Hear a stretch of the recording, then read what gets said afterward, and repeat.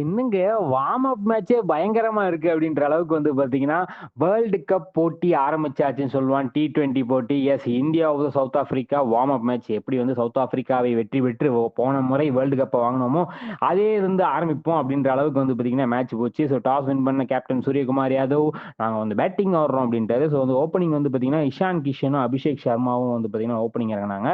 சஞ்சு சாம்சனுக்கு வாய்ப்பு இருக்காது போல. என்னத்த பண்ண அப்படின்ற மாரி போயிட்டு இருக்கும்போது, 2 பேரும் பிரிச்சு மேய்ஞ்சிட்டாங்கன்னே சொல்லலாம். அப்படியே 18 பாலுக்கு 24 ரன் யாரு அபிஷேக் சர்மா, அந்த பக்கம் இஷான் கிஷன் 20 பாலுக்கு 53 ரன் வெளுத்துவாங்க. ஏப்பா எல்லா எனர்ஜியும் வார்ம் அப் மேட்ச்லயே போட்டீங்கன்னா, இன்னும் வர மேட்ச் எல்லாம் இருக்குல்ல அப்படின்னு சொல்லிட்டு 2 பேரையும் ரிட்டையர் அவுட் பண்ணிட்டு, திலக் வர்மாவும் கேப்டன் சூரியகுமார் யாதவும் இறங்குனாங்க. கேப்டன் சூரியகுமார் யாதவ் 16 பாலுக்கு 30 ரன், அந்த பக்கம் திலக் வர்மா 19 பாலுக்கு 45 ரன். வாவ்! இதுதான் எதிர்பார்த்தோம். எனக்கு தெரிஞ்சு சஞ்சு சாம்சன் வர வாய்ப்பே இல்லை. ஏன்னா வந்து இஷான் கிஷன் ஓப்பனிங் இறக்கி விட்டாங்கன்னா, திலக் வர்மா வந்து இன்ஜுரியில இருக்கான்னு தான் வந்து இஷான் கிஷனை மிடில் ஆர்டர் இறக்கிட்டு இருந்தாங்க. இப்ப திலக் வர்மாவும் ஃபார்முக்கு வந்துட்டதுனால no place for Sanju Samson நினைக்கிறேன், பார்ப்போம். ஸோ அப்படியே இவங்க வந்து பார்த்தீங்கன்னா 2 பேரும் அவுட் ஆகி முடிக்க அதுக்கப்புறம் வந்து பார்த்தீங்கன்னா ரிங்கு சிங்கும் அக்ஷர் பட்டேல் வந்தாங்க.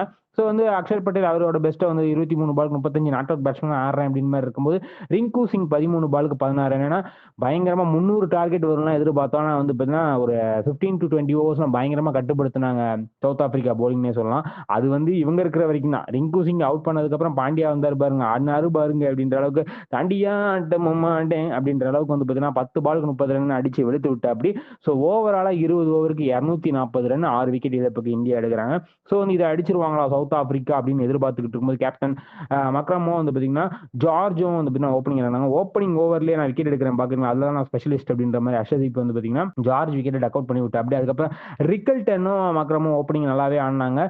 மக்கள் வந்து ஒரு 19 பாலுக்கு 32 இருக்கும்போது நீங்க மட்டும் தான் ரிட்டையர் அவுட் ஆகுங்களா, நானும் ரிட்டையர் ஆகுறேன், ஏன்னா எனக்கு எனர்ஜியை நான் வார்ம் அப் மேட்ச்ல வேஸ்ட் பண்ண விரும்பல அப்படின்ற அளவுக்கு வந்து பார்த்தீங்கன்னா வந்து அவரும் ரிட்டையர் அவுட் ஆயிட்டாரு. அதுக்கப்புறம் வந்து பார்த்தீங்கன்னா ரிக்கல்டன் வந்து ஒரு 21 பாலுக்கு 44 ரன் வெளுத்து வாங்கிட்டு இருக்கும்போது அந்த பக்கம் பிரீவிஸ் சிஎஸ்கேவோட செல்லப்பிள்ளை பிரீவிஸ் வந்து பார்த்தீங்கன்னா சிஎஸ்கேவோட செல்லப்பிள்ளையான இன்னும் மற்றொரு செல்லப்பிள்ளையான சிவம் தூபி வந்து 2 ரன் காலி பண்றாரு.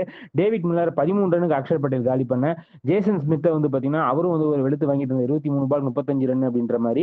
அந்த பக்கம் ரிக்கல்டன் 44 ரன் இருக்கும்போது நான் முதல் ஓவரில் விக்கெட் எடுக்கிறேன், நானும் தான் ஸ்பெஷலிஸ்ட் அப்படின்ற மாதிரி வந்து வருண் சக்கரவர்த்தி 44 ரன்ல அவரை காலி பண்ணுன்ற மாதிரி போயிட்டு இருக்கும்போது இந்த பக்கம் ஸ்மித் 35 ரன்னுக்கு வந்து காலியாக. ஸ்டப்ஸும் வந்து பார்த்தீங்கன்னா மார்க்கோ யான்சனும் கடைசியில் வந்து ஓரளவுக்கு போராடி எடுத்தாங்க. ஆனால் வந்து 210 ரன் அடிச்சிட்டாங்க 20 ஓவருக்கு 7 விக்கெட் இழப்புக்கு. ஸோ வந்து ஓவராலா 30 ரன் வித்தியாசத்தில் இந்தியா அபார வெற்றினே சொல்லுவேன். மேபி மக்கள் இருந்தால் ஜெயிச்சிருப்பாங்களா அப்படின்னு கேட்டா, அப்போ நான் இஷான் கிஷன் அபிஷேக் சர்மா ரிட்டையர் அவுட் பண்ணாமல் இருந்தா நாங்களும் தான் அதிக ஸ்கோர் அடிச்சிருப்போம் அப்படின்னு நாங்கள் சொல்லலாம்ல அப்படின்ற மாதிரி 2 ஃபேன்ஸும் பயங்கர வந்து பார்த்தீங்கன்னா ஃபீல்டு த்ரில் அப்படின்ற அளவுக்கு வந்து பார்த்தீங்கன்னா வார்ம் அப் மேட்ச்லேயே கிடைச்சிருச்சு. ஸோ 7ஆம் தேதியிலேருந்து வந்து பார்த்தீங்கன்னா வேர்ல்டு கப் ஆரம்பிக்குது. எல்லா அப்டேட்டுக்கும் பொறுத்து இருந்து வெயிட் பண்ணுங்கன்னு சொல்லிக்கிட்டு தரமான சம்பவம் அப்படின்னு சொல்லிட்டு தோனியே சொல்லிட்டாரு. டீம் செம பேலன்ஸ்டா இருக்கு, அவங்கவுங்க ரோல் அவங்கவுங்க பண்ணாலே நமக்கு வேர்ல்டு கப் இந்த வாட்டி நிச்சயம் அப்படின்ற மாதிரி சொல்லியிருக்காரு. பொறுத்து இருந்து பார்ப்போம் சொல்லிக்கிட்டு இந்த வீடியோ உங்களுக்கு பிடிச்சா லைக் பண்ணி ஷேர் பண்ணுங்க, கமெண்ட் பண்ணுங்க, மறக்காம தினமலர் சப்ஸ்கிரைப் பண்ணுங்க. நன்றி, வணக்கம்.